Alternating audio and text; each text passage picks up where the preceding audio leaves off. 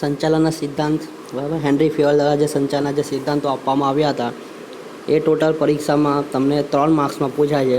Total 7 થી 8 તમને પરીક્ષામાં કીધું હોય લખવાનું, જે પ્રમાણે પરીક્ષામાં વાત કીધી હોય એ પ્રમાણે તમારે પરીક્ષામાં લખવાનું આપતું હોય છે. તો આગળ આપણે વાત કરીએ કેન્દ્રીયકરણનો સિદ્ધાંત. કેન્દ્રીયકરણ કોને કહેવાય?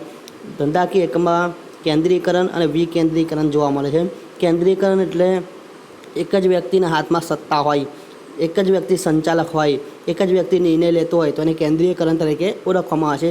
જ્યારે વિકેન્દ્રીયકરણ કોને કહેવાય? તો વિકેન્દ્રીયકરણ એટલે એક કરતાં વધારે સંચાલક હોય, અલગ અલગ સપાટી હોય અને અલગ અલગ સપાટી માટે અલગ અલગ સંચાલક હોય અને અલગ અલગ સંચાલકને અલગ અલગ સત્તાઓ આપી હોય નિર્ણય લેવા માટે, તો એને વિકેન્દ્રીયકરણ તરીકે ઓળખવામાં આવે છે. તો આપણે અહીંયા કેન્દ્રીકરણનો સિદ્ધાંત જોવાનો છે. તો જોઈએ કેન્દ્રીકરણનો સિદ્ધાંત. તો વ્યવસ્થા તંત્રના માળખાને સફળ બનાવવા માટે કેટલાક અંશે સત્તાનું કેન્દ્રીયકરણ કે વિકેન્દ્રીયકરણ થવું જોઈએ તેની સ્પષ્ટતા હોવી જોઈએ. બરાબર, ધંધાકીય એકમમાં જે વ્યવસ્થા તંત્ર છે એનું જે માળખું છે એને સફળ બનાવવું હોય, જે લક્ષ્ય તમે નક્કી કર્યો હોય એ લક્ષ્ય મેળવવું હોય, ધંધાકીય એકમને સફળ બનાવવું હોય તો સત્તાનું કેન્દ્રીયકરણ અને વિકેન્દ્રીયકરણ થવું જોઈએ. વ્યવસ્થા તંત્રમાં જેટલા અંશે સત્તાની સોંપણી થઈ નથી તેને કેન્દ્રીયકરણ કહેવામાં આવે છે. હવે વ્યવસ્થા તંત્રમાં જેટલા અંશે સત્તાની સોંપણી થઈ નથી એનો મતલબ એમ કે દરેકે દરેક સત્તાની અહીંયા વહેંચણી થઈ નથી. જો દરેકે દરેક સત્તાની વહેંચણી ન થઈ હોય, કોઈ એક ચોક્કસ વ્યક્તિના હાથમાં જો સત્તા હોય તો એને કેન્દ્રીયકરણ તરીકે ઓળખવામાં આવે છે. કર્મચારીની શક્તિનો શ્રેષ્ઠ ઉપયોગ થાય તે માટે કેન્દ્રીયકરણના સિદ્ધાંતને અપનાવવો જરૂરી છે. હવે કર્મચારીની શક્તિનો શ્રેષ્ઠ જો તમારે ઉપયોગ કરવો હોય તો કેન્દ્રીયકરણના સિદ્ધાંતનો અહીંયા અમલ જરૂરી છે. મોટા કદના એકમોમાં કેન્દ્રીયકરણ ઓછું સફળ થાય. મોટું એકમ હોય, મોટું કદ હોય, તેમાં અલગ અલગ સપાટી હોય અને અલગ અલગ સપાટીના કર્મચારીઓ અલગ અલગ હોય તો દરેક પર પર્સનલી ધ્યાન આપી શકાતું નથી. એટલે અહીંયા સત્તાની અહીંયા શું કરવામાં આવે છે? વહેંચણી કરી દેવામાં આવે છે. ઉચ્ચ સપાટી, મધ્ય સપાટી, એમ તળ સપાટી, એમ 3 સપાટી અહીંયા તૈયાર કરવામાં આવે છે. કારણ કે એમનું કદ કેવું છે? મોટું છે. એટલે મોટા કદમાં કેન્દ્રીયકરણ ઓછું સફળ થાય છે. જ્યાં કદ નાનું હોય, કર્મચારીની સંખ્યા ઓછી હોય તો આ સિદ્ધાંત કામ કરતો હોય છે. એમના કદ મુજબ કેન્દ્રીયકરણ અને વિકેન્દ્રીકરણ કરવામાં આવે છે. જે પ્રમાણે ધંધા કે એકમનું કદ હોય એ પ્રમાણે અહીંયા કેન્દ્રીયકરણ અપનાવવું કે વિકેન્દ્રીકરણ અપનાવવું એ અહીંયા નક્કી કરવામાં આવે છે. આગળ સત્તાની રેખિક સાંકળનો સિદ્ધાંત. સત્તાની રેખિક સાંકળ. રેખિક એટલે એકબીજા સાથે, રેખિક એટલે લાઈન. આપણે આ રીતના વાત કરીએ, આ રેખા કહેવાય. આ રેખા એટલે કે રેખિક થઈ તેમ કહેવાય. આ જે વાત કરીએ એ રેખિક થયું તેમ કહેવાય, એટલે રેખિક સાંકળ. બરાબર, અહીંયા સત્તા બધાને કેવી હોવી જોઈએ? સરખી હોવી જોઈએ. તો જોઈએ સત્તાની રેખિક સાંકળનો સિદ્ધાંત. આ સિદ્ધાંત સત્તાની ઉચ્ચ વહીવટી અધિકારીઓથી લઈને તળ સપાટીના કર્મચારીઓ સુધીની સાંકળ રચવા પર ભાર મૂકે છે. આનો મતલબ એવો કે ઉચ્ચ સપાટી, મધ્ય સપાટી અને તળ સપાટી, 3 સપાટીના કર્મચારીઓ અથવા અધિકારીઓને અહીંયા જો સત્તા આપવામાં આવી હોય તો આ સત્તા ઉચ્ચ, મધ્ય અને તળ 3 સાથે એક સાંકળ દ્વારા જોડાયેલા રહે છે. સત્તાની સાંકળ ઉચ્ચ અધિકારીઓથી લઈને તળ સપાટી સુધી વનતૂટી રહેલી હોવી જોઈએ. વનતૂટી એટલે વચ્ચે અટકી જવી જોઈએ. ઉચ્ચ સપાટી પાસે સત્તા હોય, મધ્ય સપાટી પાસે સત્તા હોય અને તળ સપાટી 3 સપાટી પાસે જો સત્તા હોય, બરાબર, 3 સપાટીના અધિકારીઓ પોતાની જાતે નિર્ણય લઈ શકતા હોય તો એ રેખિક સાંકળ થઈ તેમ કહેવાય. એ વન તૂટેલી હોવી જોઈએ, વચ્ચે અટકવી જોઈએ નહીં. દરેક સપાટીને અનુરૂપ સત્તા અને જવાબદારીની વહેંચણી થવી જોઈએ. દરેક સપાટી છે, ઉચ્ચ સપાટી, મધ્ય સપાટી, તળ સપાટી, દરેક સપાટીને સત્તા અને જવાબદારીની યોગ્ય વહેંચણી થયેલી હોવી જોઈએ. એકમમાં કામ કરતા કર્મચારીને ખ્યાલ હોવો જોઈએ તે કોને જવાબદાર છે અને તેને કોણ જવાબદાર છે. એટલે એકમમાં કામ કરતા કર્મચારી હોય એને ખ્યાલ હોવો જોઈએ તે કયા અધિકારીને જવાબદાર છે અને કયો અધિકાર પોતાના માટે એટલે કર્મચારી માટે જવાબદાર હોય છે. હવે મધ્ય સપાટીની વાત કરીએ, અમે ઉત્પાદન વિભાગની વાત કરીએ તો ઉત્પાદન વિભાગના કર્મચારીને ખબર હોવી જોઈએ કે આપણે કોઈ પ્રોબ્લેમ હોય, કોઈ સમસ્યા હોય તો ઉત્પાદન અધિકારીને જ વાત કરવી પડે. હવે ઉત્પાદનમાં કોઈ ભૂલ થાય, કોઈ બગાડ થાય, કોઈ નુકસાન થાય તેનો જવાબદાર એ ઉત્પાદન અધિકારી હોય અને એના કર્મચારી હોય. એટલે અહીંયા કર્મચારીને ખ્યાલ હોવો જોઈએ તે કોને જવાબદાર છે. પછી ઉત્પાદન અધિકારી હોય, ઉત્પાદન કર્મચારી હોય, અને ઉત્પાદન કર્મચારી કોઈ ભૂલ કરી હોય તો વેચાણ અધિકારીને વાત કરી શકે નહીં, કારણ કે એ એના સાથે કોઈ લેવા દેવા હોતો નથી. એટલે ઉત્પાદનના કર્મચારીને ઉત્પાદન અધિકારીને જવાબદાર ગણવામાં આવે છે. તેને લીધે એક રેખિક સાંકળ ઉદ્ભવે છે. રેખિક સાંકળ એટલે બધા આ પદ્ધતિમાં બધા એકબીજા સાથે રેખિક રીતે જોડાયેલા, સાંકળની રીતે જોડાયેલા હોય છે, જેમાં ઉચ્ચ સપાટીના અધિકારીઓ, મધ્ય સપાટીના અધિકારીઓ અને તળ સપાટીના અધિકારીઓ બધા ત્રણે ત્રણ એકબીજા સાથે જોડાયેલા હોય છે. જે ઉચ્ચ સપાટીથી નીચી તરફ જાય છે અને તળ સપાટીથી ઉચ્ચ સપાટી તરફ માહિતી પ્રેષણ થાય છે. સૌથી અગત્યનું અહીંયા સત્તા શું થાય છે? સત્તા ઉચ્ચ સપાટીથી નીચેની તરફ, એટલે ઉચ્ચ સપાટી, પહેલાં ઉચ્ચ સપાટી પર સત્તા આવી, એના પછી આવશે મધ્ય સપાટી, મધ્ય સપાટી પછી આવશે તળ સપાટી. એટલે અહીંયા સપાટી નીચેથી નીચેની તરફ, એટલે ઉચ્ચ સપાટીથી ક્યાં જાય છે? નીચેની તરફ જાય છે, બરાબર.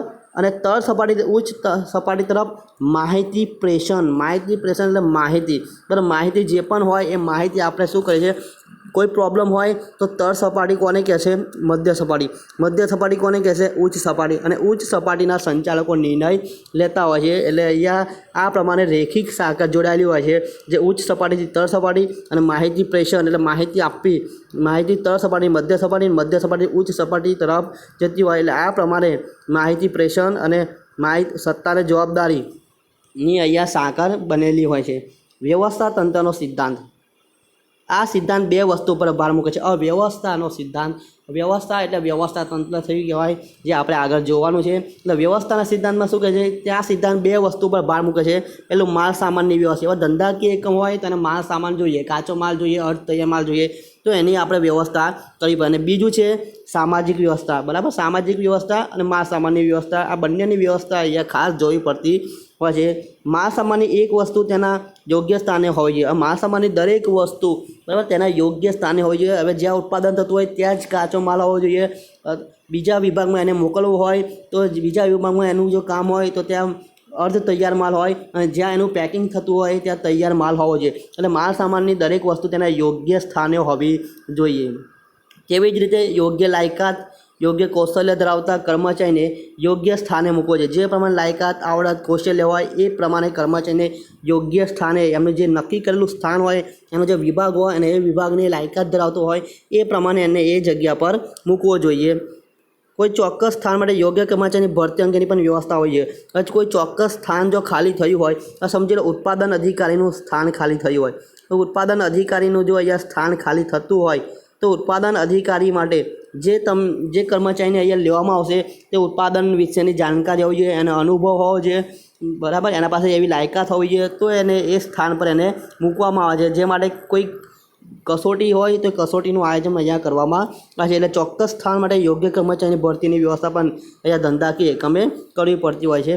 આગળ જોઈએ સમાનતાનો સિદ્ધાંત. 11મો પોઈન્ટ સમાનતા. સમાનતા એટલે નામ પરથી ખબર પડે છે કે અહીંયા કર્મચારી, અધિકારી જે પણ હોય બધા કહેવાય સમાન. કોઈ ઊંચ નીચ, કોઈ વધારે આવડતવાળો, કોઈ ઓછો આવડતવાળો એવું કંઈ અહીંયા જોવામાં આવતું નથી. બધા અહીંયા કેવા હોય છે? સમાન હોય છે. તો જોઈએ કર્મચારી સંચાલન વ્યવસ્થાનો એક ભાગ છે, બરાબર. કર્મચારીઓ શું છે? સંચાલન વ્યવસ્થાનો એક ભાગ. જો કર્મચારી જ ન હોય તો ગમે તેટલું તમારું પાવરફુલ સંચાલન હોય, ગમે તેવી તમારા ડિગ્રી હોય, ગમે તેટલો આવડત હોય, ગમે તેટલો અનુભવ હોય, પરંતુ તમે અહીંયા કર્મચારી વગર ધંધાકીય એકમને આગળ લઈ જઈ શકો નહીં.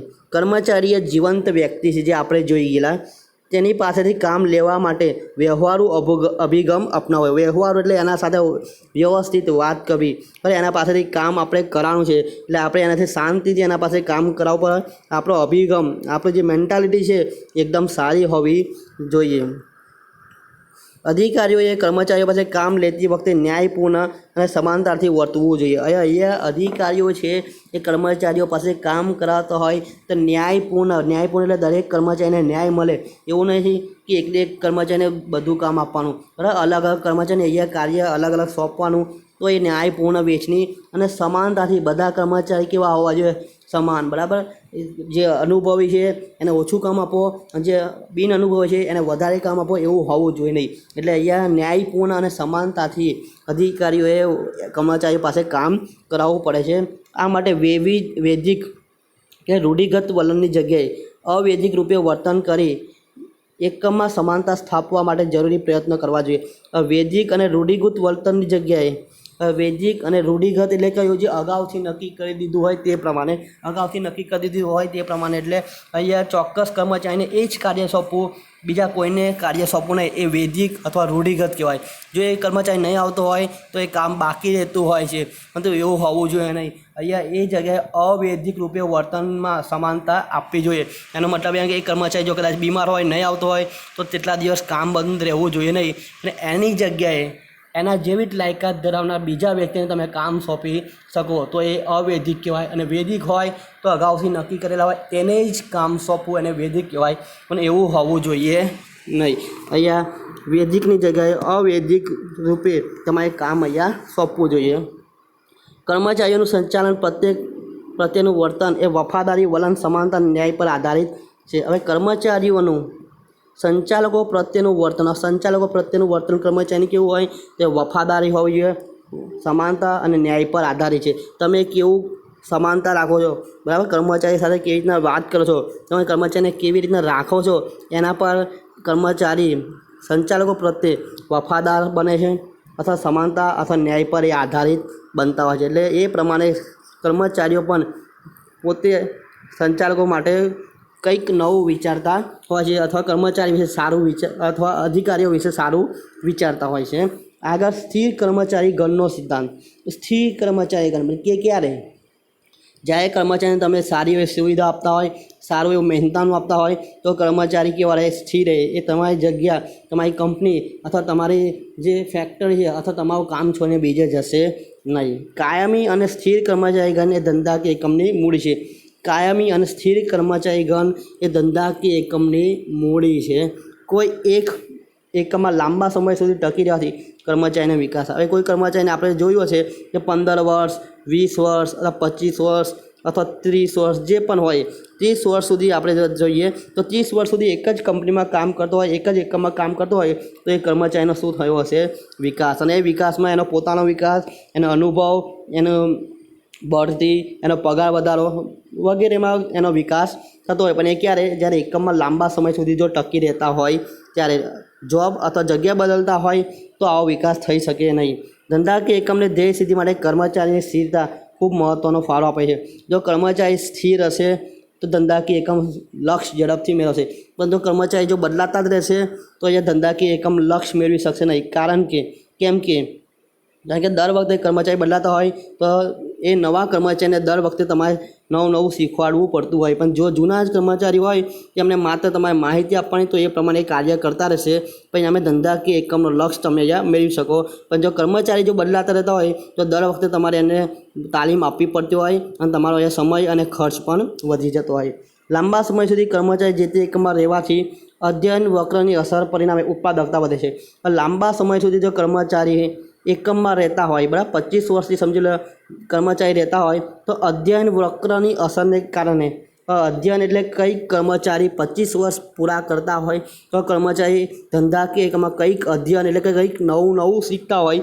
એ નવું શીખવાને કારણે અથવા અનુભવ થવાને કારણે ઉત્પાદકતા શું થાય છે? વધે છે. ઉત્પાદન શું થાય છે? અહીંયા વધે છે. અને મજૂર ફેરબદલી દર શું કરે છે? ઘટે છે. મજૂર ફેરબદલી દર ઘટે એનો મતલબ એમ કે કર્મચારી તમારા ત્યાંથી બીજે કશે નોકરી માટે જતા નથી. કાયમી કર્મચારી માટે બઢતી, તાલીમ વગેરેની વ્યવસ્થા કરવી. હવે કાયમી કર્મચારી થઈ ગયા હોય, સ્થિર કર્મચારી થઈ ગયા હોય તો તમારે એમના માટે તાલીમ આપીને એમને આગળ લઈ જાઓ, એમનો વિકાસ કરો, એમનો પગાર વધારો કરો, એમને બઢતી તમારે આપવી પડે તો જ ધંધાકીય એકમનો ઝડપથી વિકાસ થાય. આગળ આવે છે પહેલ વૃત્તિનો સિદ્ધાંત. સંચાલકોમાં જેમ ઉદ્યોગ સાહસિકતા જરૂર છે તેમ કર્મચારીમાં પહેલ વૃત્તિ હોવી જોઈએ. પહેલ વૃત્તિ એટલે શરૂઆત કરે, પહેલ કરવી એટલે કામકાજની શરૂઆત કરવી કે જેને કારણે ધંધાકીય એકમનો પણ વિકાસ થાય અને પોતાનો પણ વિકાસ થાય. હવે કામ પર આવતા બેસી રહેતા હોય તો ધંધાકીય એકમનો પોતાનો વિકાસ થાય નહીં, પરંતુ અહીંયા પહેલ વૃત્તિ એટલે પોતાની જાતે એ કાર્યની શરૂઆત કરી દેવી. સંચાલકોએ એવું ધંધાકીય વાતાવરણ પૂરું પાડવું જોઈએ કે જેમાં કર્મચારીને પહેલ વૃત્તિને પ્રોત્સાહન મળે. હવે ધંધાકીય એકમ એ રીતના તૈયાર કરવું પડે સંચાલકોએ કે કર્મચારીને આવીને કામ કરવામાં મજા આવે, પ્લસ કર્મચારી આવે એટલે એને કામ કરવાની ઈચ્છા થાય, અને કામ કરવાની જો ઈચ્છા થાય તો એનો મતલબ કર્મચારી શું કરી? પહેલ વૃત્તિ કરી તેમ કહેવાય. પરંતુ અહીંયા યોગ્ય વાતાવરણ નહીં હોય તો અહીંયા કર્મચારી એને કામ કરતા નથી. પહેલ વૃત્તિથી કર્મચારીઓમાં સ્વતંત્ર રીતે કાર્ય કરવાની શક્તિનો વિકાસ થાય, તેમની નેતૃત્વની શક્તિ પણ ખીલે છે. અહીંયા તમે વ્યવસ્થિત વાતાવરણ જો પૂરું પડતા હોય તો કર્મચારી પહેલ કરશે, પોતાની જાતે કામની શરૂઆત કરશે અને સ્વતંત્ર રીતે કાર્ય કરતા હોય તેમની શક્તિનો પણ અહીંયા વિકાસ થશે.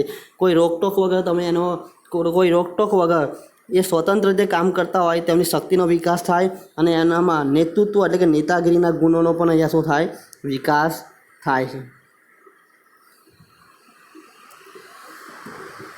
આગળ જોઈએ જૂથ ભાવનાનો વિકાસ. બરાબર, જૂથ ભાવના. અહીંયા દરેક કર્મચારી શું છે, સમાન. આપણે જોઈ ગયા સમાનતાનો સિદ્ધાંત. જો દરેક કર્મચારી સમાન હોય, બધાને સરખો ન્યાય આપતો હોય, દરેકે દરેક પર સરખી દેખરેખ રખાતી હોય તો એમના વચ્ચે જૂથ ભાવનાનો વિકાસ થાય. જૂથ ભાવનાના વિકાસને કારણે શું થાય, કોઈ કર્મચારી ઉચ્ચ નીચ નથી, કોઈ વધારે હોશિયાર નથી. દરેકે દરેક કર્મચારી સરખા હોતા હોય એ લોકો જૂથમાં મળીને ભેગા મળીને સારી રીતે કાર્ય કરતા હોય છે અને ધંધાકીય એકમનો લક્ષ્ય અહીંયા પૂરો કરતા હોય છે. તો જોઈએ ધંધાકીય એકમની સફળતાનો આધાર સંચાલકો અને કર્મચારીઓ પર પરસ્પર સંબંધો પર રહેલો છે. તો ધંધાકીય એકમ હોય એની જો સફળતા હોય એ સફળતાનો આધાર સંચાલકો અને કર્મચારી બંને પર પરસ્પર રીતે રહેલો હોય છે. તેથી બંને વર્ગમાં સંવાદિતા ભર્યા સંબંધ હોવા જોઈએ. સંવાદિતા ભર્યા એટલે બંને વચ્ચે સંબંધ યોગ્ય હોવા જોઈએ. બરાબર, લડાઈ ઝઘડા અંદર થવા જોઈએ નહીં. સંચાલકોએ કર્મચારીઓ વચ્ચે જૂથ ભાવના પેદા કરવી. જે સંચાલકોએ જ અહીંયા કર્મચારીઓ વચ્ચે જૂથ ભાવના પેદા કરવી જોઈએ. એના માટે દરેક સંચાલકે દરેક કર્મચારીને સરખા રાખવાના, સમાનતાનો સિદ્ધાંત વાપરવાનો કે જેને કારણે દરેક કર્મચારી કેવા ગણાય, સરખા. દરેક કર્મચારી જો સરખા હોતા હોય, બધા વચ્ચે જો સરખું રાખતા હોય, બધાને સરખો ન્યાય આપતા હોય તો એમના વચ્ચે જૂથ ભાવના પેદા થતી હોય છે. તમામ કર્મચારી જૂથ બનીને કાર્ય કરશે તો એકમની ધ્યેય સિદ્ધિનું કાર્ય સરળ બનશે. જો અહીંયા સમાનતા રાખવામાં આવી હોય, સમાનતાનો સિદ્ધાંત અહીંયા વાપરવામાં આવ્યો હોય તો દરેક કર્મચારી અહીંયા જૂથ ભાવના પેદા થાય અને જૂથમાં રહીને કાર્ય જો કરવામાં આવે તો અહીંયા ધંધાકીય એકમનું જે લક્ષ્ય છે ધ્યેય સિદ્ધિનું એ અહીંયા પૂરું થતું હોય.